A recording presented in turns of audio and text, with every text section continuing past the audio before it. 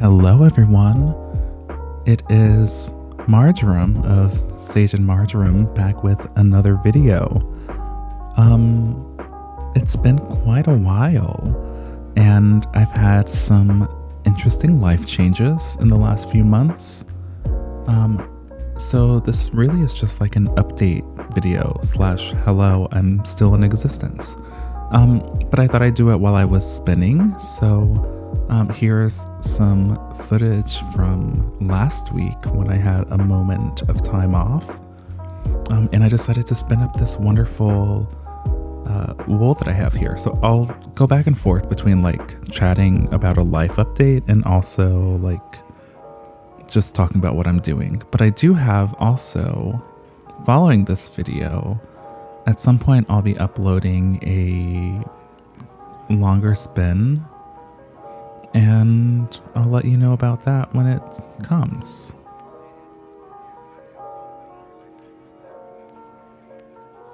Okay, so what I'm doing here is prepping my fiber.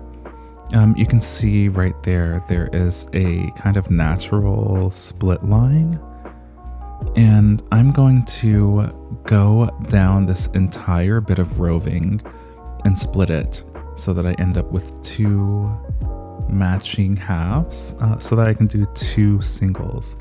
You can see like I'm barely using any pressure and it will naturally divide there. This is really nice for me because I'm planning on doing just like a single color gradation with this one, so I'm just gonna follow the natural gradation that was dyed into this fiber. There you can see it was super high speed, but I was actually just splitting it right down the middle, and now I have two matching halves, and I'm only going to use one of them today. I'm still debating on if I'm going to actually ply it into applied yarn or if I'm going to try weaving with a single, which is something I have not yet done, but something that I've considered. So here I was just trying to see how my pre-drafting would go, but I actually need to fluff it up a little bit more. This is some old fiber, old in terms of fiber arts, and that I've had it for a couple of years.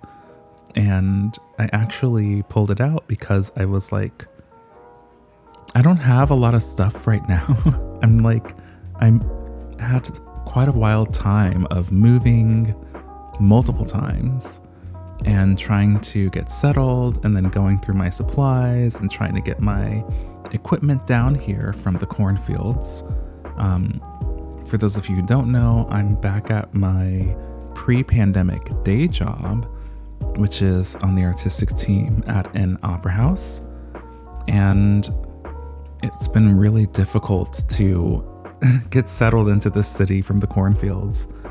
It's nice to have the cornfields to escape to still, but right now there's not really any escaping because we are so busy. We've been working very, very long hours and sometimes multiple weeks straight without a break because of the way that opera works. People consume their arts when they have a day off, so their day off is my day on, but then we also have regular duties Monday to Friday. So anyways, after talking about work things, I'm using my Ashford E-Spinner 3 here. I really love this little spinning wheel, or E-Spinner I should say. It's not a traditional spinning wheel, but it's so wonderful. It's nice because it takes away, the treadling, so you just have one thing to think about. And with my pre-drafting, I have even a little more focus that I can give just to what I'm doing with forming the yarn, trying to get something somewhat consistent. I'm not extremely worried about having the most consistent yarn ever. I'm not doing this for production, I'm doing it for myself. And I really just want to have a somewhat consistent yarn. So you can see here I did a little plyback test just because I wanted to see, what might this yarn look like. It's looking like probably a worsted after I finish the yarn and thwack it and everything, because it's looking like, I don't know, maybe a little bit light worsted in some spots. And then there are some thicker spots like you can see at the top there, and I'm not worried about that at all.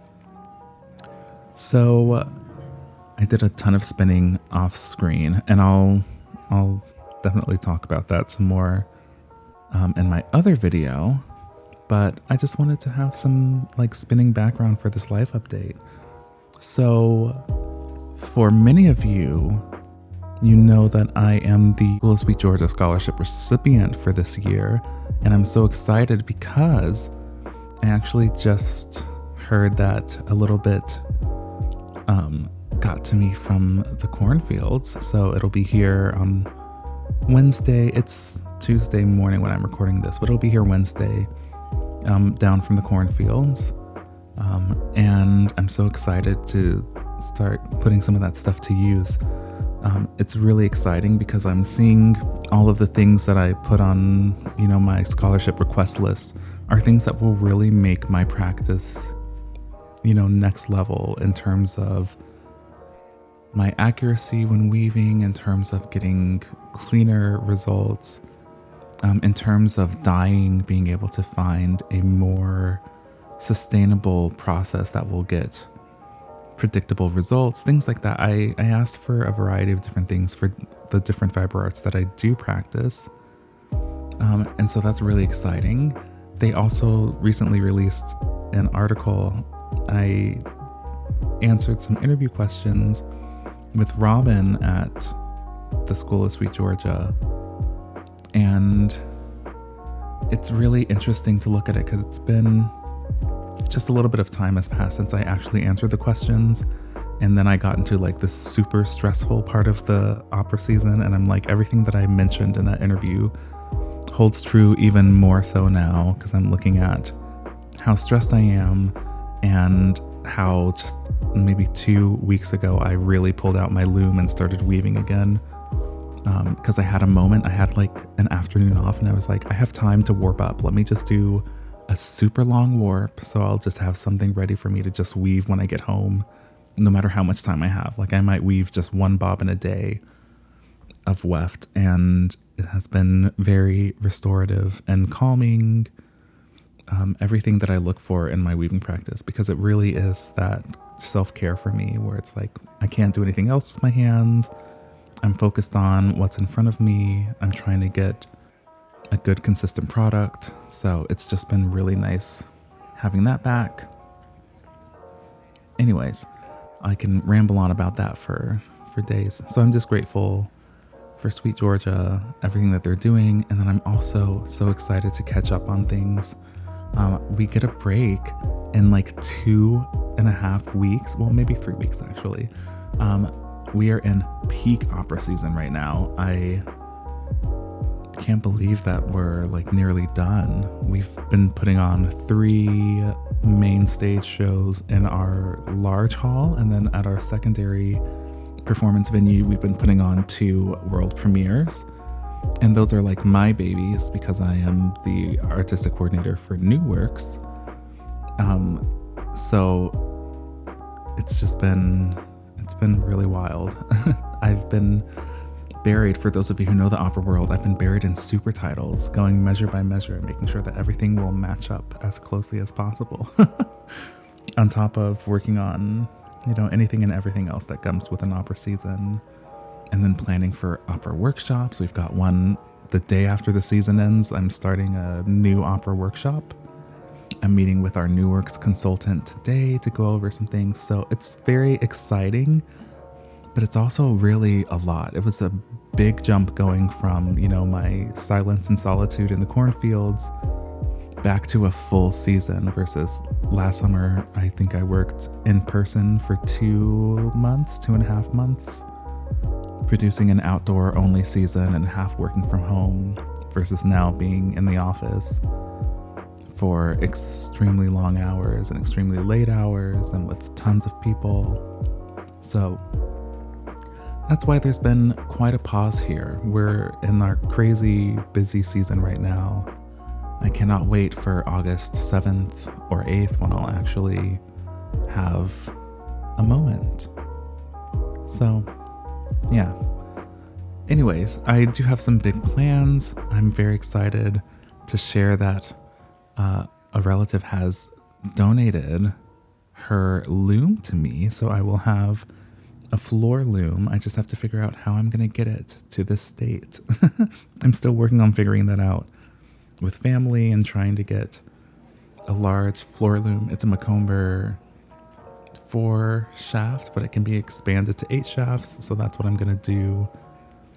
So I can have some different twill patterns. I'm so excited for that, and I'm so excited to have it and so grateful. So I can't wait to get started on that. I can't wait for double weave. I'm so excited for double weave at the School Suite, Georgia. I'm very excited to catch up on everything that's been happening. I've been trying to every now and then check in and grab things that have been going on because I'm really trying to move to the next level in terms of my own crafting. So very excited in general. And I'll also have to share, I do have a decent amount of weaving done. I've been trying out different twill patterns, some of them going back to the twill gamp that we did back in January.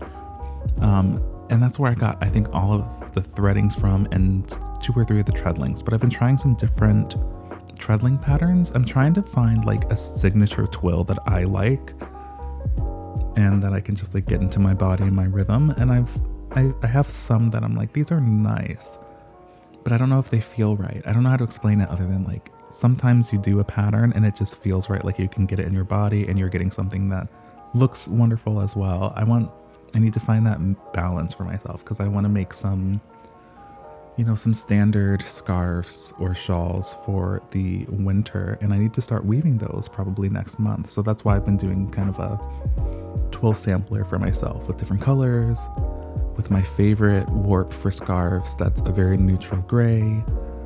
So anyways, I should stop rambling. I can ramble for so long. It's just been so long since I've really spoken about anything other than opera and moving. So, but as you can see here, I finished my yarn. It is just one single continuous, and I am going to spin up the other half, and I'm trying to decide if I'm going to keep them as individual singles or if I'm going to ply them. And I also have a sister yarn that I'm going to spin. These are both Falklands wool, by the way, and they're gradient dyed. This was the warm toned one, and I also have a cool toned one that goes from like a super neon green to like a super deep navy and purple. So I feel like I can get some interesting things out of these. But I am tempted to keep them as singles and to just try weaving with hand spun singles. I don't know yet. We'll see. As always, I'll try to keep you all posted with project videos, and I can't wait to show the rest of this spin. I tried to do a little bit of an ASMR spinning moment because I love tuning out and zoning out to other folks spinning. I think that the E-Spinner has a very interesting sound, the very gentle motor noise and I don't know if I would call it knocking. It's almost like galloping of the spinning bobbin on the wheel. So I hope you all will enjoy that when I upload that as well. All right. Thank you all so much for watching. I will see you sometime soon, and I hope that your crafting is going well. Bye-bye.